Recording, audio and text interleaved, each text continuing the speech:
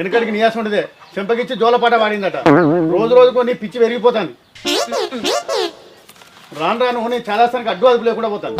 ఖర్చులకు పొదుపు ఉండాలి, చాలాస్థానికి అడ్డు అదుపు ఏమి ఉండదు. నువ్వు గిట్లే చేస్తే చుట్టుపక్కల నీకు పిచ్చి పెట్టిందని మన ఇంటికి రావడానికే మానేత్తరే.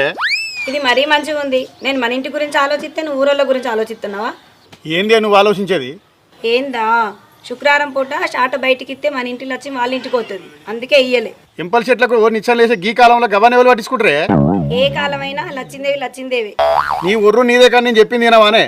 సరే గాని కూరగాయలు లేవు, కూరగాయలు లేకనే పప్పు వండుతున్నా. అంగట్లోకి పోయి కూరగాయలు లేపో. మంచిదాపో మా తెత్త.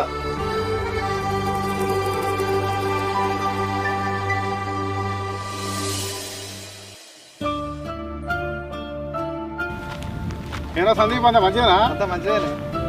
కొలపరం ఎట్లా వస్తుంది? ముడదాకా మంచిగా నడిచింది. ఇప్పుడు దిక్కువల రోగం వస్తుందట, కోళ్ళని చస్తానే.